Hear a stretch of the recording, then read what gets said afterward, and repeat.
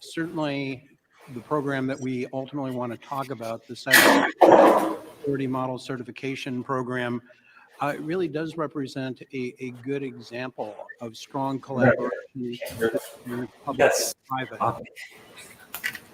And certainly seeing how public and private have come together to build a program that's really evolving to address some of the key issues that were described in the last session.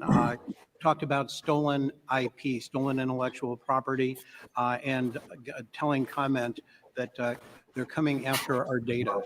And certainly that very much the case, that what we're concerned about within the supply chain to the DoD is the security and the importance of the information that exists within that supply chain. So this section was titled National Security and Defense Managing Third-Party Cyber Risk. And I'm not sure it's really about being ultimately to manage it. The objective is to minimize it and hopefully get as close to eradicating it as we can. We know that we can never get to zero risk, but certainly if we look at the extent of third-party risk within the DoD supply chain today, it is profound. And the integrity of the supply chain and the security of the information within the DoD supply chain really has some unique consequences. It's not about profitability as it is in commercial. Use this one, okay? We'll use this one. Okay, it's not about profitability. It's not about the ability to make something cheaper to be able to deliver it faster. But it really comes down to the security of our nation, the safety of our warfighters, and the ability to depend on the platforms, the weapons systems, and that they've not been compromised and find themselves being utilized. And when I think that if you can imagine, if the stealth technology, for example, in the F-35 was stolen by an adversary from one of the suppliers or developers of that technology within the supply chain, the ability of our adversary to be able to go in and to understand not only how it works, but how to defeat it, kind of to find that critical flaw in the Death Star, so to speak, has a profound, as I said, impact on us. And there's one story I want to relate briefly, because it's always hard to get people to appreciate why this is important and to make it tangible. I know the DoD commonly refers to the leakage of controlled unclassified information or sensitive defense information.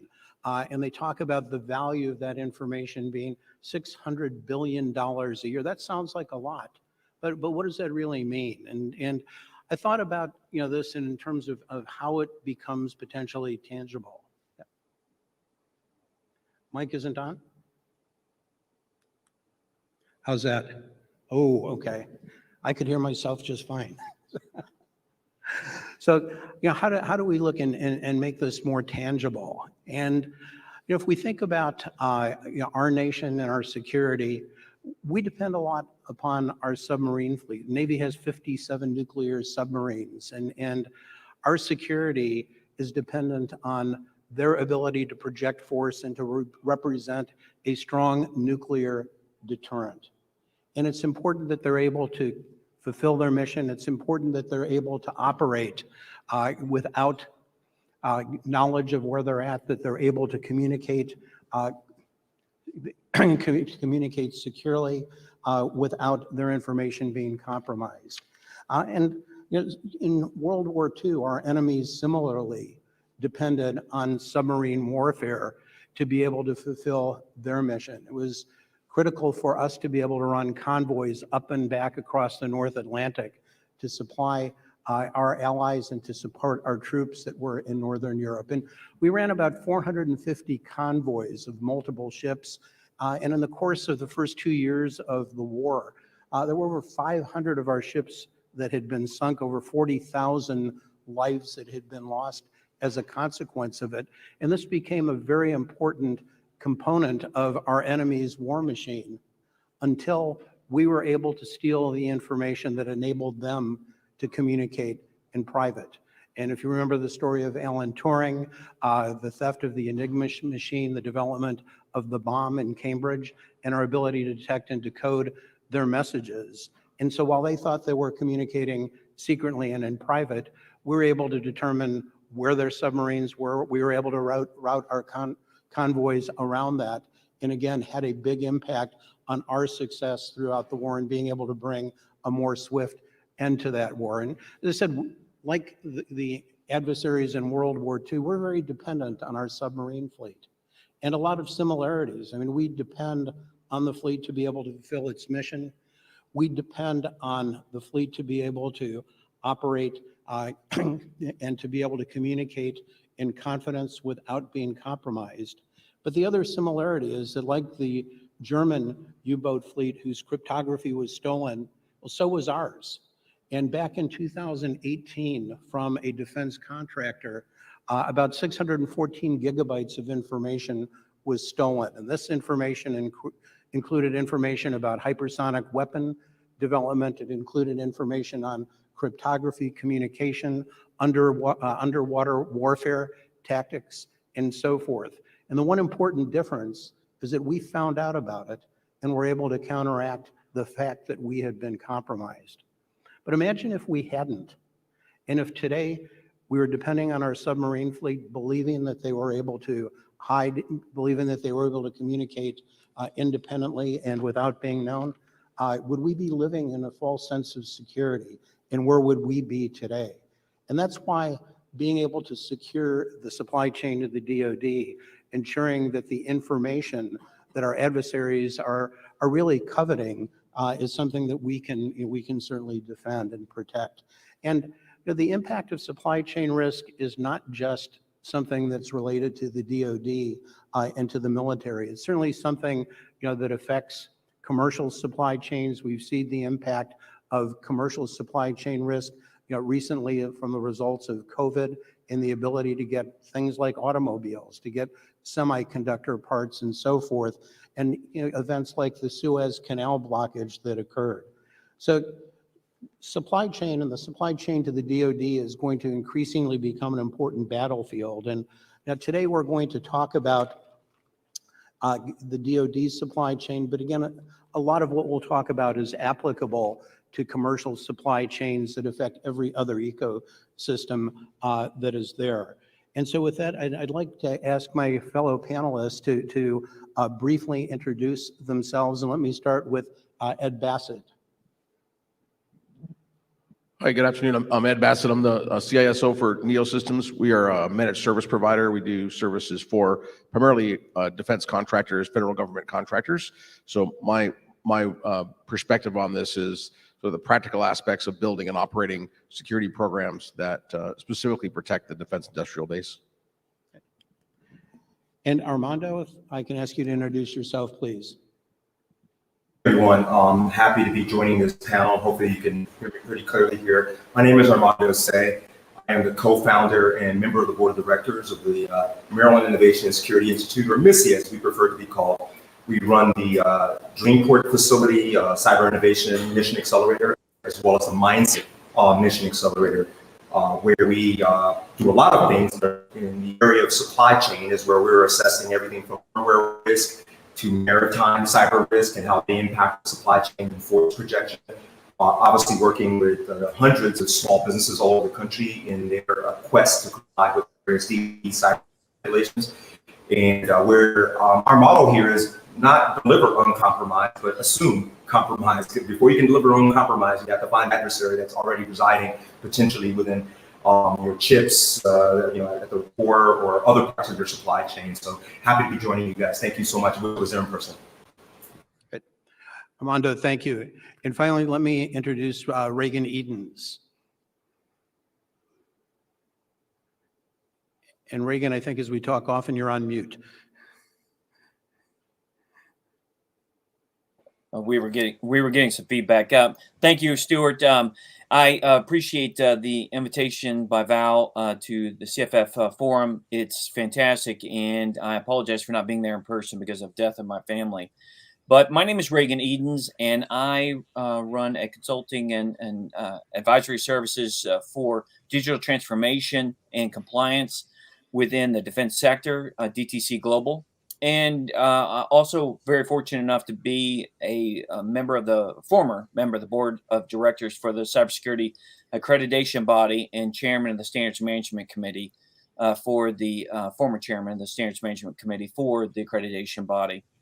And very, very happy to be here. Well, very good. So we have a series of questions we're going to pose to our panel that relate to addressing some of the challenges that face the DoD in being able to secure its supply chain today. Some of the things that industry can do working with government in the sense of collaboration or partnership, and to also really talk about a vision for what a secure supply chain in the future may look like and how it is that we get there, because certainly the things that we've been doing up to this point have proven ineffective. And before throwing some of the questions to the panel, I just want to give a very brief kind of history of how we got to where we are today and what's the next journey that DoD is embarking upon with respect to trying to address supply chain security. The efforts to secure the supply chain certainly have started long, long ago, but I want to go and talk about the most recent effort before CMMC, which was based on the DFARS 252.204.7012. And it required organizations to adopt and to satisfy the NIST 800-171 controls, 110 cybersecurity controls, again, intended as a proxy, intended for organizations to satisfy, and if they did, the expectation that the security of those organizations, the security of the information that they held would certainly be increased as a consequence of that. The problem was that NIST 800-171 as a program did not work. And it didn't work for a number of reasons, and these were some of the lessons learned. We heard the word compliance a lot in the last session. And one of the challenges with NIST 800-171, it was a compliance framework. And when organizations, when individuals look at compliance, compliance is generally approached from the perspective of what's the least expensive alternative that will enable me to check a box and move on. I'd worked with an organization before that had developed secure collaboration software. We sold a lot of it. We started checking with clients. We found they weren't using it. And we went and checked, said, is there a problem? They said, no. There's a requirement in NIST 800-171 that says we need to have the means to be able to provide secure file transfer and collaboration. Were they using it? Were they taking advantage of it? No. Were they compliant? Absolutely. And so compliance, somebody made the comment, not security, and certainly that proved to be itself very strongly with respect to NIST 800-171. Second was NIST 800-171 allowed for POAMs, or plans of actions and milestones. I needed to address every one of the 110 controls, didn't need to satisfy it. And so if I didn't satisfy it today, I could write a plan of action that said, here's how I'm going to satisfy it in the future. But certainly a plan to satisfy or to secure something isn't as effective as being able to actually secure it.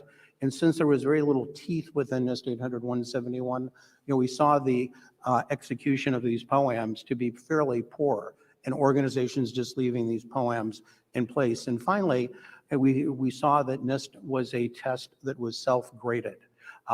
You reported via self-attestation, you went through, graded your test, looked at how you thought you did. The way that controls were interpreted were likely inconsistent.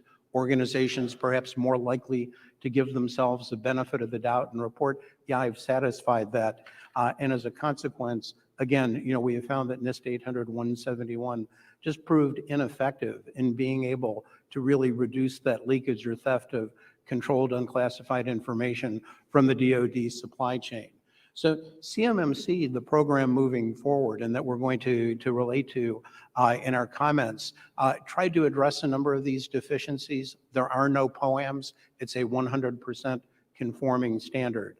You have to do everything within CMMC. If you miss one item, you can't be certified. Second, it is not a compliance program. It is a maturity program. You need to be able to demonstrate that you've done something, that you're using it, that you've institutionalized it. For example, incident response. The requirement isn't just to have an incident response policy, it's to be able to demonstrate that you've institutionalized it, you followed it, that you've kind of conducted fire drills so that within your organization, you know how to use it and to move forward. And the last component is with CMMC, there is no self-grading of a test. Certification occurs via third-party independent assessors. And so these are kind of the foundations, and this is really the vision that DoD is bringing forth as it's trying to address the issue of minimizing theft or minimizing risk within the supply chain. So, looking at that as the path forward, let me first start and ask Armando about, what do we see as kind of the challenges that organizations have going forward, that DoD has? What are the impediments? What are the blockers that are going to affect this vision and limit companies within the defense industrial base from being able to satisfy CMMC as described? So thank you, Stuart, for that great question. It's something that we deal with here in our organization at our facilities and with our customers and with the Department of Defense all over the United States and even overseas, frankly, because part of the supply chain extends across the pond. One of the basic fundamental issues for the bulk of the supply chain, which is small to medium, is cost. Cost and complexity. Sorry, I just lost my mic there. Cost and complexity are a challenge. The average small business does not have the resources to become cyber fluent, cyber proficient, and frankly, nor should they really at that size that they are. It's just the dollar cents aren't there. With the average small business being under 50 employees in the country, they typically do not have resources on staff. So converse to that is, if I don't have the resources on staff, I have to go out and expend the dollars to get the resources. Okay. Well, can I afford that? When you look at the 110 controls or the CMMC Delta 20, there is no such thing as a no-cost approach to compliance, and dollars to invest in cyber resilience, cyber compliance. You have to have the profitability to do that. The average small business is working on very tight cash flow. They're all focused on delivery against the contracts that they already have, and the time that it takes to run through the process of complying can be very daunting for them. The word maturity model is inherent within that terminology is the word time, maturity. To mature, it takes time. The assumption that there's a certain percentage of the supply chain that will only have to do level one is mostly accurate. But if you're working in the intelligence community, or if you're working in the Missile Defense Agency, intelligence, other entities, you're going to have to be at a minimum at level 3, according to the way things are currently interpreted and instantiated. So that is a challenge for these small businesses. The assumption that the lawn cutter at the Pentagon is equivalent to, sitting here in the lab, to the person that provides energy to a particular military base or make bulk weapon systems. Completely different spectrums of compliance requirements. The other thing is that it's the number of controls, practices are very daunting for the average small business to have to get through.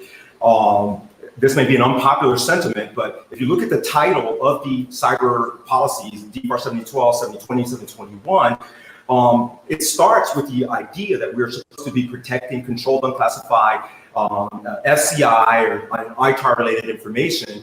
I would posture, that if we start there, focus on the data protection, and then get through the rest of the controls as we progress, we're going to solve the essence of the problem, which is protecting the information that we don't want to have leaked out. In this facility here, we have about $10 million worth of zero trust technology that's provided by a certain 3-letter agency. And when I look at that technology stack and I look at the architecture associated with that stack and several other stacks that are now in here, and as we're looking at supply chain and security, it all starts with protecting the data.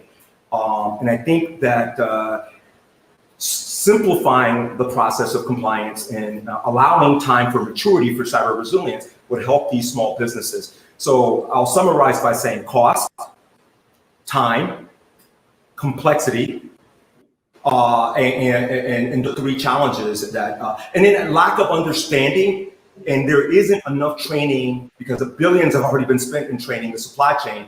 But awareness is one thing, but don't go to the world to make the supply chain an expert in ransomware or malware or network segmentation and all those things. The average business owner out there just doesn't understand it, doesn't want to understand it, and frankly should not have to if done correctly. It's a daunting problem, and I'll pause there.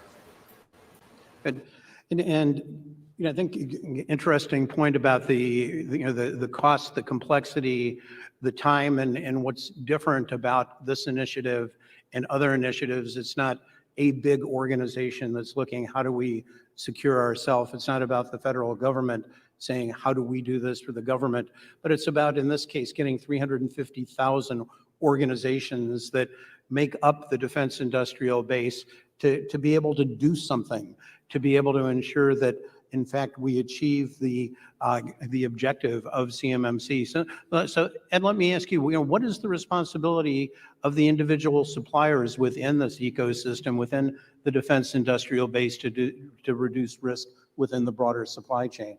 Well, as you point out, Stuart, there's a, the government is setting an expectation for the prime contractors, but then there's a big pyramid underneath that, 350,000 companies underneath that are responsible for figuring out what that means to them on their contracts within their supply chain and the folks that they work with. So I think the first thing that we've seen folks doing today is starting to really get to know their supply chain, in terms of evaluating their readiness, understanding who are those companies, what are they doing, what is their cybersecurity posture, and a lot of that's around, what's the data that you're flowing down to that company. So, sensitive data can either be something you give to that supplier or something they give to you, something they create on behalf of we're working on the contract. But in any case, I've seen a lot of a systematic evaluation of what is the data that's flowing between the two companies and trying to minimize the risk by limiting the flow of data to those places where it's really necessary. So instead of giving, all the plans to the battleship to every single tradesman that works on it, maybe just show them the parts they need to have. Instead of entrusting all those detailed plans and specifications and details onto every computer system of every subcontractor that works on the project, maybe keep it in a data room and let people come and visit the data, look at it, but not take it home and expose it on a whole bunch of other networks and systems that may not be very, very well secured. And the other piece of that in terms of responsibility is to be really explicit in setting your expectations. So one of the things that we see from the government regulations that DoD is doing with CMMC and others is mandatory flow downs. It's something that, even though there's some flow downs in current regulations, it's not done that well. And a lot of times, as you get outside the realm of the actual, the folks that are directly supporting a contract into service providers and ancillary companies, they may still have access to the data, but a lot of times their contracts read, use the same or better protection as you use for your own data. So it's sort of standard lawyer language in a mutual non-disclosure section of a contract. So it doesn't really say exactly what you're asking them to do. It says, use the same thing you use to protect your own proprietary data. Maybe that's not very good. So I think we're seeing a trend towards a lot more explicit specification of the security expectations to the downstream contractors. Again, CMMC as a program is designed to make that more formalized, meaning that all the levels of the supply chain will have to demonstrate their cyber posture to a third-party auditor. So that takes some of the burden away from the intermediary members of the supply chain. If they can say, well, this person has CMMC level 3, then I know some things about them. But I think it's still important, even after that program rolls out over the next few years, it's going to be important to understand who those suppliers are, what's their state of readiness, what exactly are you flowing down to them, and why. Yeah. So this all looks like it's going to be expensive. especially when we look at smaller defense contractors. It's going to take time, it's going to take resources, and I think as we noted before, those resources are just pretty precious and in short supply. So yeah, what are the things that organizations within the DIB can do to kind of reduce the time, the cost, and the risk with being able to satisfy these requirements and to kind of follow the path you described? So of all the criticisms that are levied on CMMC, it's a burden on small business, right? It's the number one thing that it's hard to do. It's hard for small businesses to do this. And I think, so you point out, other panels have talked about the shortage of human resources, but there's also a financial resource constraint amongst those small businesses. And I think the solution to that is reuse and economy of scale. I think those are the things that make that happen, is not having each of those 350,000 companies go out and invent their own security program from scratch, meaning they hire a security person smart on it that can design, write policies, procedures, but that there's a mass adoption of some architectural models from an IT perspective and some operational practice models in terms of how to deliver IT and how to deliver security ops. A mass adoption of some standard ways of doing that are easy for a small business to sign up for and purchase. That could be from a service provider, an MSP or an MSSP. These are organizations that specialize in these operations and make those available on a as needed, consumption basis to their customers. So I think that's how we reduce the impact. The burden is we don't reinvent the wheel for every single company across the nation. Good. Thank you, Ed. We talked that CMMC in many respects is a public-private partnership, a collaboration. And, so Regan, when we look at CMMC, clearly government has a role in addressing, the issues that we've been talking about, but government can't do it on its own. So, what do you see as government's role, and what should others in industry be doing? And specifically when we look at IT and technology providers, when we look at cloud service providers, and when we look at cybersecurity companies, whether they're companies that are making cybersecurity tools and software, or whether they're services companies, clearly what are the responsibilities and how do you see this coming together? So that's a great question, Stuart. And I'm probably known for chasing the devil in the details, but I'm for the broader audience. I want to zoom out a bit, and then I'll tie the bridge between CMMC and the sort of the public-private partnership that's necessary to move forward. In that, the first couple of points are that the defense supply chain is not transparent to the DoD nor to the broader sector of the companies that really make it. When we look at the relationship in some of the larger programs and some of the smaller programs, there is no transparency in that understanding. What are my first tier, second tier, third tier, 17 tier contractors that have a relationship between the performance of the contract and and their responsibilities, of course, right, and the necessity to protect that data.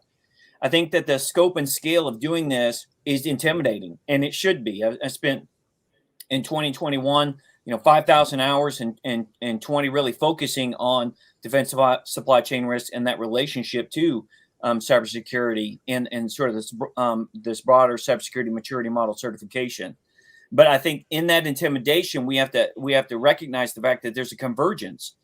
And the convergence is that it's a relationship between supply chain risk, global supply chain risk that we've seen really surface quite astonishingly in our own grocery stores right now, and data security.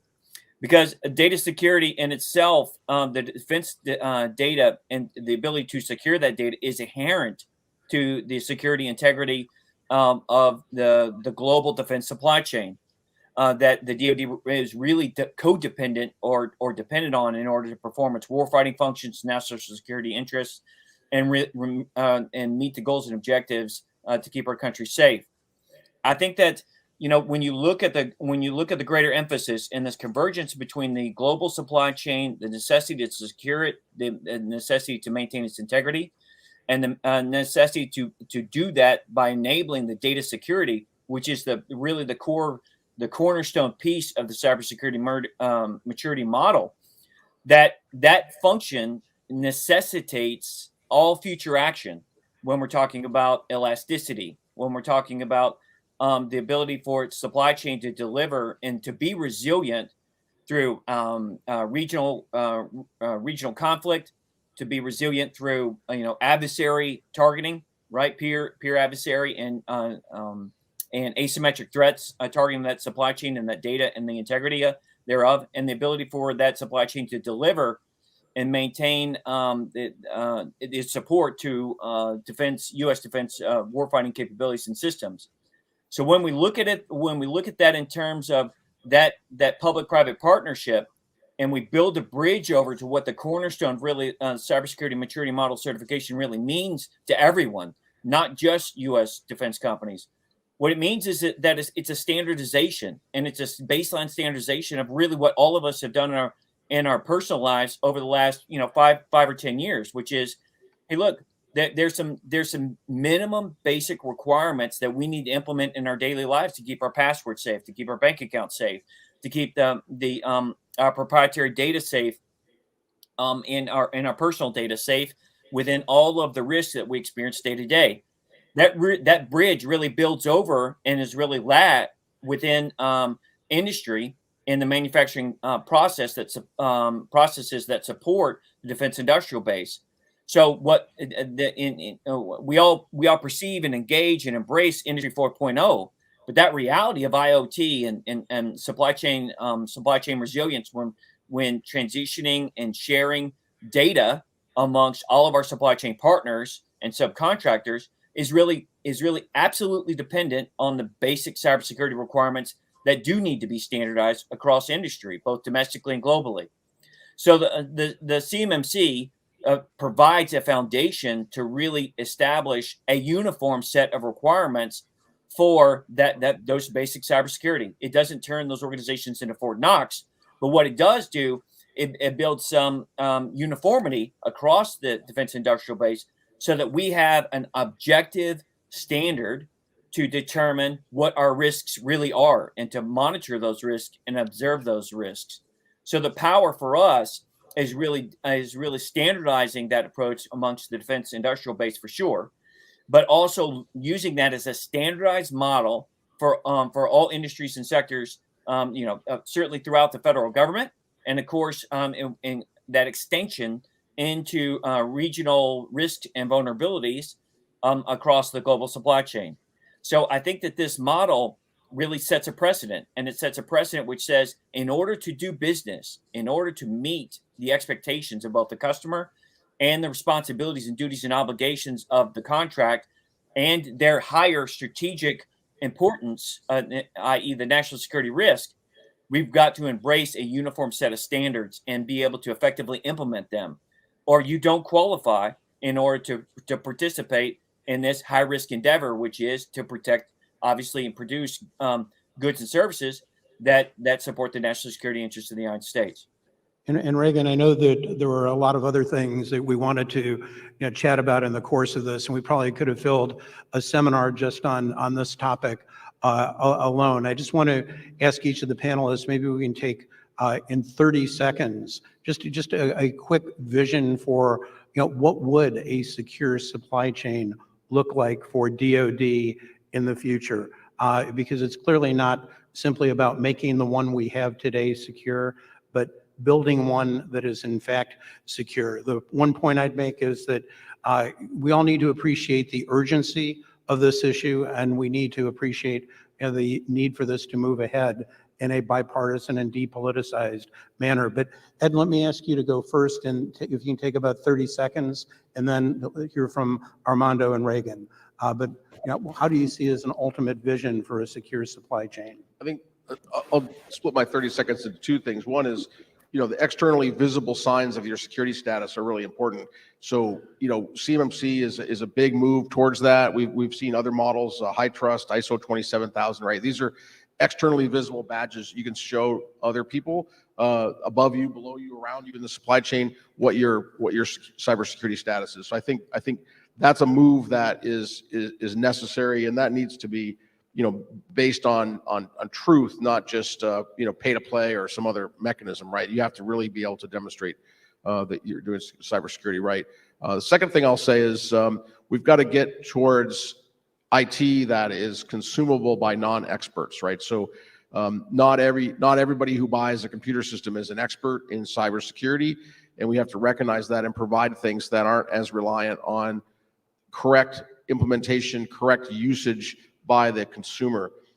Same way we do with automobiles, right? I don't need to be an expert in automotive safety to buy and operate an automobile, but I do need common sense, and I do need to follow the rules of the road. And I think if we have IT solutions that are developed with that same mindset, that common sense and following the rules should be enough. You shouldn't need specialized expertise to use a computer system and keep yourself safe.